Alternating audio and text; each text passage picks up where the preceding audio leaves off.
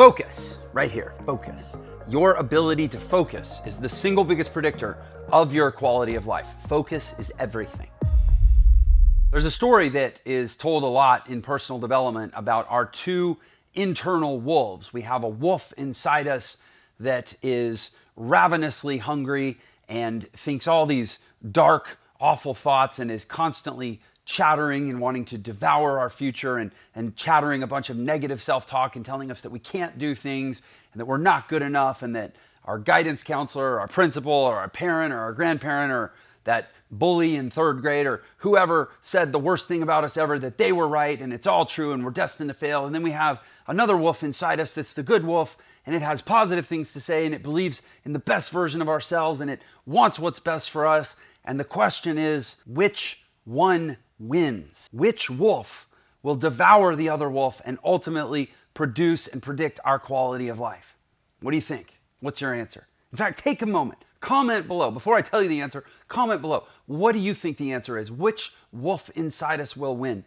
The dark, mean-spirited, nasty, negative wolf, or the positive one, the generous one, the giving one, the one that believes in the best version of ourselves? I'll tell you which one's going to win. It's whichever one we feed. And the way we feed that wolf is by what we focus on. If we focus on the negative, we are feeding the negative wolf. We are making it stronger. We are nourishing it. We are giving it nutrients, negative nutrients, so that it can overpower the positive. On the flip side, if we focus on the positive, our life becomes positive. We grow stronger in the positive, and ultimately we're better able to overpower and block out the negative. We have to take conscious control of what part of our life we feed based on what we focus on. I'm not going to get too scientific here, but there's actually something in the brain called the reticular activating system that basically what it causes to happen is that whatever you're thinking about, whatever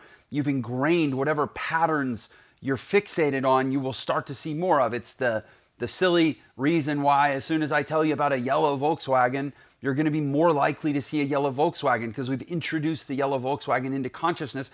And your reticular activating system now has you on scan mode looking out for the things that you've planted in your own mind. Think about it. If we didn't have that system, we would constantly be inundated with so much visual and sensory data that we wouldn't be able to think or do anything. We have to have a consciousness, a focal mechanism, a focusing mechanism in our brain that allows us to see more of what we're conscious of, but means we have to be really, really careful what we actually focus on and implant in our consciousness because again, whatever we look for, we'll get more of. And whatever we get more of becomes what we feed. And what we feed ourselves determines the quality of our life. So what's the consequence of this? What does life look like if we're left on autopilot? And here's the thing you have to understand is that the subconscious, in the absence of conscious intervention, the subconscious is what's steering our mind, right?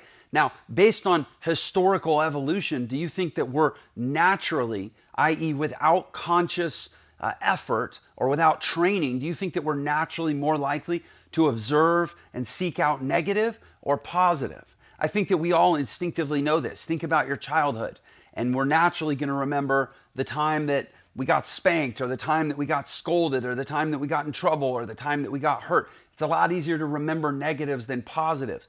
You know, I don't remember who it was. I remember hearing a family psychologist say that for every one criticism that a parent gives a child, it takes 50 compliments or encouragements to offset the psychological impact of one criticism because we are so much more wired for the negative. If you think about the evolution of humans, you know, we spent most of our time in hostile, dangerous environments. It served us for tens of thousands of years, heck, for probably millions of years, our early ancestors or whatever, to be on guard for negative, to be seeking out negative. Our reticular activating systems were wired for the negative because we would see negative and there would be danger there and we would go hide or we would protect ourselves. That served us for a long time. So it's no wonder that we're still so wired for the negative. But and even socially, you know, offending the tribe and getting booted out and having to fend for ourselves in the jungle or on the plains or whatever, that was a death sentence for thousands of years. But now we don't need to be so worried about it. Now we live in an era where you can be intentional. You can actually train your brain. You can even train your subconscious to start bringing more positives into your life and ultimately completely transforming your quality of life. But it comes down to focus. So the rest of this video is going to be tactics and strategy around how to get control of and direct our focus ultimately for the goal of producing our best possible quality of life. And this is really important because the world we live in right now has a serious focus problem. And I was actually talking to somebody about this morning on a podcast interview I was doing, and we got in this whole riff, and he had a bunch of stats, and I don't remember all the stats, so I'm not going to try to mess him up misquoting them to you, but he basically had a bunch of data showing that over the last 2 generations,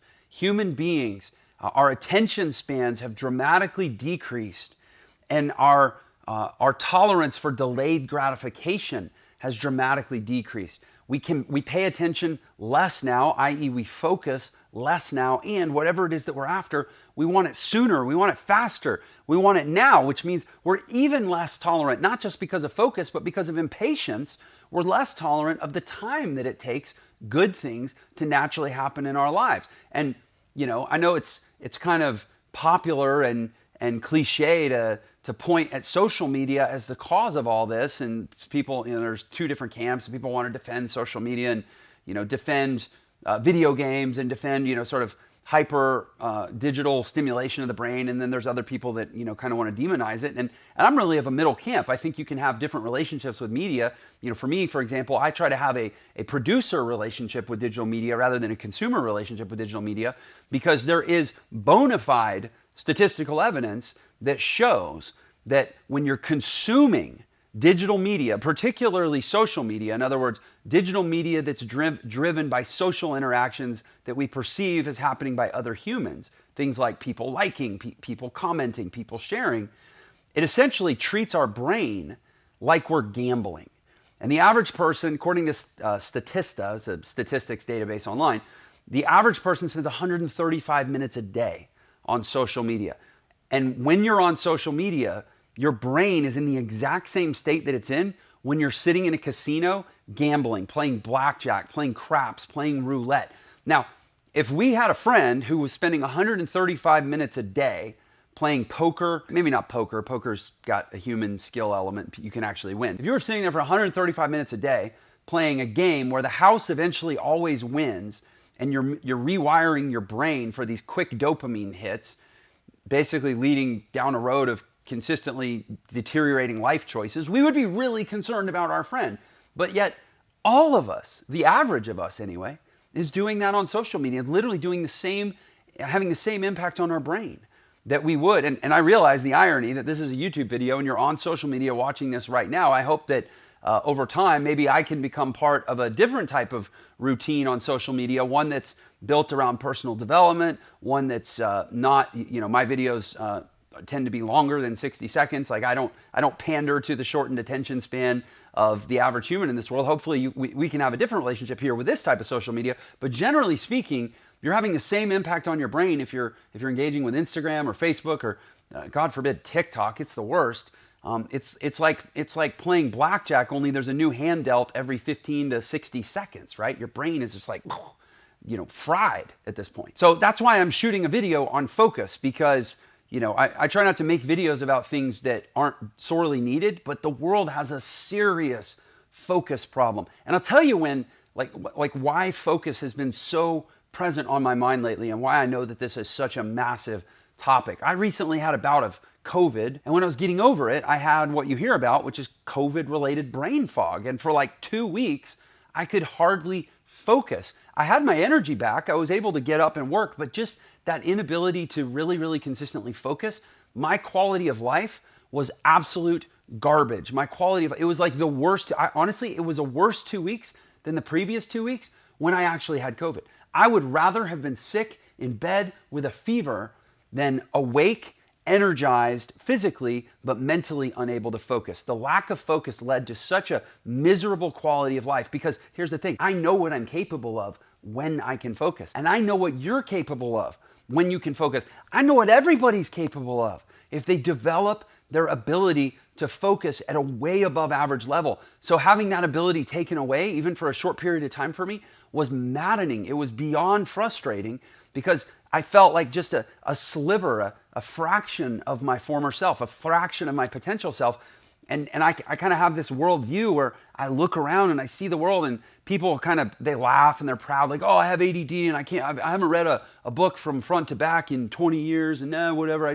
I'll wait and catch it when the movie comes out. Or like we laugh, we celebrate, we lean into the fact that we're like scatterbrained messes who can't focus on something for 10 minutes, 20 minutes, 30 minutes, an hour, 2 hours, 4 hours. My therapist actually gave me an exercise and said, it's called the rock. He said, Jeff, I'm going to have you do the rock exercise. I was like, what's the rock exercise? He says, you're going to go sit on a rock. You're going to go out in the middle of nowhere, find a big rock and sit on it.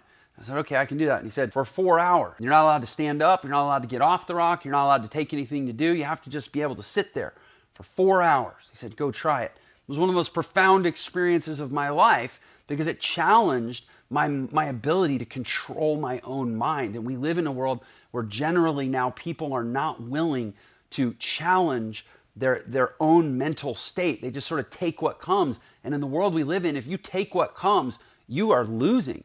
You are losing the battle. And ultimately, what's the price of that? The price is your life. You're not going to be able to get the things and have the things and do the things in life that you want if you don't control your mind. So let's talk about exactly how to do that. Step one for controlling your mind and reclaiming your ability to focus is to limit the number of decisions that you make. Now, if you've watched my YouTube videos for any length of time, you might have noticed that in the last, 6-8 weeks, that I seem to always be wearing a gray t-shirt in my videos, right? Why is that? Why did Jeff all of a sudden decide to just start wearing gray t-shirts in his videos? Because I got sick of deciding what shirt to wear in my videos. Literally, as simple and silly as that sounds, it's the same reason, Steve Jobs always wore a black turtleneck and jeans, right? He just had other things he wanted to focus on. He wanted to focus on how to optimize, the iPhone experience to completely transform society and change consumer relationships with electronics. He wanted to unlock people's creativity by empowering them with simple and easy to use technology. He had all these big grand designs of things he wanted to do in this world, and spending time in his closet deciding what shirt to wear clearly wasn't on his priority list. Reducing the number of decisions is step one, because we basically have a finite supply of decision-making energy in our brain every single day. This is why we start to make poorer choices later in the day. This is why, for example, a lot of people will eat late. Like most people that are on diets, they wake up, they're pretty disciplined in the morning. Most people don't wake up and like, oh my gosh, I gotta have my half gallon of ice cream at 7:30 in the morning. 7:30 at night, 10:30 at night, totally different story. People are struggling a lot more to fend off those cravings. It's harder to make good decisions later in the day because decision-making requires energy, and energy depletes over the course of the day, right? Decision-making takes energy. Energy distracts from and dilutes focus, so it stands to reason. If we want to have better focus, we need to make fewer decisions. So how do we make fewer decisions in a world that seems to constantly bombard us with decisions? A, say no to lots of stuff. Just like start defaulting to no, and we'll talk more about that in a minute. But the other thing is, it's okay to make a decision, but don't make the same decision multiple times. Just make the decision once and start living a life that is, for lack of a better way to say it, kind of boring. I think we're so addicted to this stimulation, we're addicted to these dopamine loops and these, neurotransmitter loops in our brain. And, the counterpart of what we all call ADD or ADHD is boredom, right? Like, we get antsy, we get uncomfortable, we get bored if things aren't happening and life's not frenetic and fast paced, right? And we don't jump from this to that to that. But, just make the decision once, for example. Like, instead of saying, am I going to work out today? Or what time am I going to work out today? Just make the decision that says, hey, you know what? Every day I'm going to get up at 5 o'clock and work out. It's one decision. It'll last you for years if you let it. If you simplify your life, if you strip down your life, if you get your life boring enough, you can literally get to where most decisions only need to be made one time. You know what? I'm going to sign up for a meal prep service, and I'm just going to have my 3 meals a day delivered, and I'm just going to eat that, for the next 3 months because I want to, tone up, get in shape, and just simplify my life and have fewer decisions and spend less time thinking about and procuring food or like whatever. I want to, simplify. You make that decision one time, have all your meals set for you for the next 3 months. Make the decision to get up at 5 in the morning and go work out. Now you have your health taken care of for years. You make the decision to say, hey, I'm gonna get up every morning at the same time, regardless of when I go to bed. Now you don't have to lay in bed going, well, it's this time, and how many hours of sleep do I need, and what time am I gonna set my alarm for? Like become a fanatic for finding every little inflection point in your life where you can just make a decision once and for all and be done with it. And try to get it to where every day the only things you're really having to decide are like a couple of really big things about where to direct the maximum bulk of your energy based on, and this is the next key to improving focus, based on your mission. Hey, sorry for the interruption. I just wanted to let you know you can get a free copy of my book, The Millionaire Shortcut, which will show you the fastest way to become a millionaire in the new economy. And there's a special link just for this episode in the description. So thanks for tuning in, and I hope you enjoy the rest of the episode. Getting really, really clear about what are you doing in this world? Why are you here? Why are you taking up this space? There's like almost 8 billion of us. What relevance, what significance, what importance, what essentialness are you bringing to the equation? What's your mission? And then eliminating all the distractions and clutter that don't support the mission. And here's the thing, say, well, I don't have a mission. So I do 100 things because I can't think of one thing that's worth focusing on. Well, then you got to think bigger. You can always think big enough. Like if your life doesn't warrant fixating on an all-consuming problem, you haven't embraced the possibility that you might be a powerful enough human being to actually do something about something that is worth being focused on in its entirety, right? For me, I have my mission, my personal mission, living free and inspiring others to do the same. I won't spend hours a day on social media because I know what social media does to the brain, and it's a form of bondage. It's a form of psychological bondage. I'll spend hours producing content for social media because that helps me inspire others to do the same, to live free. It helps me generate income and find passion and purpose in life in a way that doesn't mean having to commute to a desk or chain myself to a cubicle, right? It's all about living free and inspiring others to do the same. I'll go all in on anything for that.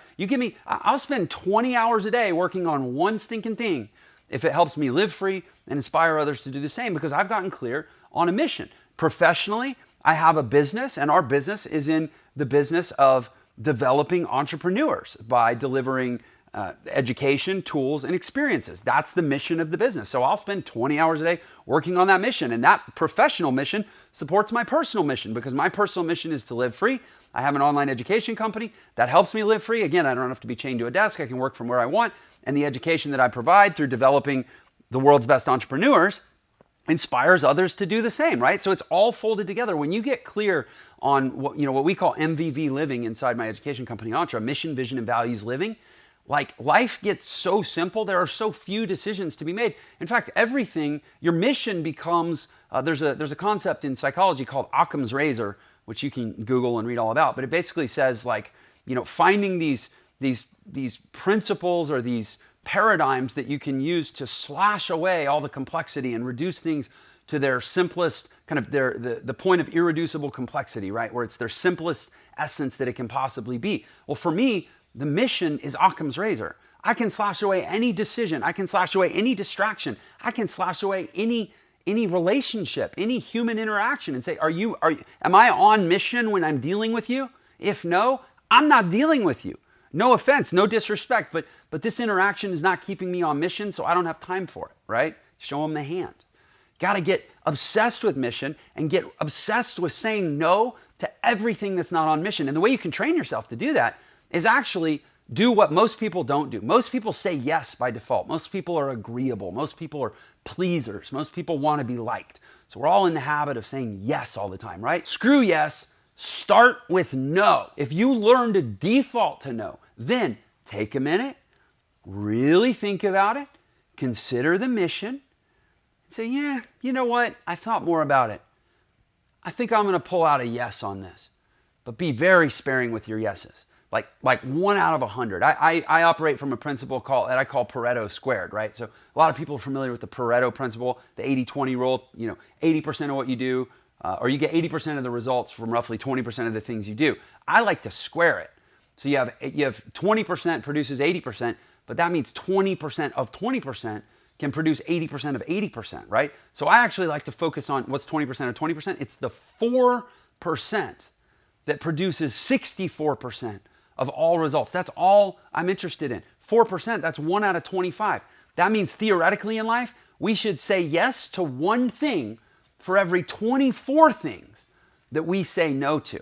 So pull out 24 no's before you even consider changing one to a yes. That's how you get focused. And that one yes is only related to something that is purely on mission, which by the way means you got to take some time, get on mission, think about a cause bigger than yourself, think about a reason to be other than just taking up space and breathing in oxygen and eating food. Like literally I look at life and I think, okay, if I'm just here to selfishly take up space and I'm just here to do me, then if I take a bite of food or I breathe in some oxygen, I could potentially be depriving someone over there who's got a bigger mission, who's not just all about themselves, but who's actually trying to take care of their family, or actually trying to cure cancer, or actually trying to take care of their patients, or actually trying to change the world, or actually trying to do something for someone other than themselves, other than their little, 1 out of 8 billion selfish me existence. And who am I to take sustenance and take oxygen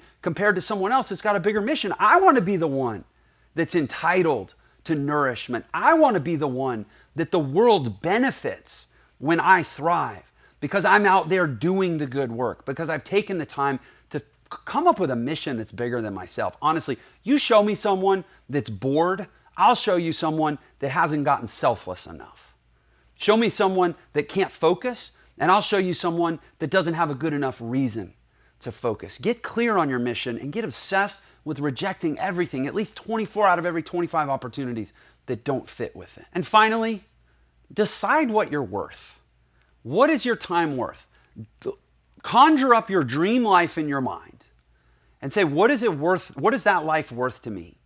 And then work backwards to say, okay, what value do I need to place on my time to get me to that life? And you can be as literal as you want with that. You can say, my dream life is worth $50 million and I want to have it in the next 10 years. Okay, great. You just put a value on your time of $5 million per year. Divide that by 365, divide that by 24, divide that by 60, figure out what your time is worth per minute. I don't know what that is, 5 million, somebody can maybe comment below what 5 million divided by 24 divided by 365 divided by 60 is. And tell me the value of the value per minute of a $5 million a year. But whatever it is, I guarantee you it's more than you're probably getting paid, or more than the value that you're receiving when you're doing 95% of the stuff that you do in your life. Brushing your teeth, do you feel the value in brushing your teeth? If not, find a way to brush your teeth faster. I'm not saying don't brush your teeth. That might cost you some friends. That might cost you some dental bills. But for me, I went and found a toothbrush. It's called a radius, and the head on it is this big, so that I can brush my top teeth and my bottom teeth at the same time. It cut my toothbrushing time in half. You might say, Jeff, that's completely insane. Yeah, but if I have a value on my time as high as I do, then I want those 30 seconds back, right? Because that's more time I can spend on my mission. It's more time I can spend because I said no to half the time I used to spend brushing my teeth. I now have more time to say yes to something that's on mission. And when you're in mission, it's so easy to focus. That's the thing. This is a video about focus, but ironically, it's really just a video about mission. Getting clear enough about why you're doing what you're doing in this world and making it such a compelling reason that everything else seems mundane and silly. Now you don't have focus problems anymore. You might have circumstantial problems. You might have energy problems. You might need to change some relationships. You might need to change what you do for a living. You might need to increase your value. You might need to learn some new skills. You might need to take a whole new approach to life, but it's not going to be a focus problem anymore. Okay? So anyway, I'm really passionate about this. I also have a time limit for this video, so I'm going to wrap it. If you've enjoyed this, please give me a like. Thank you so much. Leave a comment below. Let me know what you're struggling with. Did you get value out of this? Do you have questions? Do you think I'm completely crazy and you want to argue with me and tell me why I'm wrong? I don't care. I just love the interaction with the audience. I told you my mission. I want to first live free, and I want to inspire millions of others to do the same. That's what these videos are for. If you're enjoying this kind of content and you'd like to get more of it, give me a subscribe. Thank you so much. That helps me get this word out to other people. I appreciate you. you. I'll see you on the next video. Hey, if you liked this video, then you're gonna love this video. Today, I want to show you ways to be more productive and hopefully convince you that more time spent does not always equal more work done. Having intense focus is a superpower in our distracted world.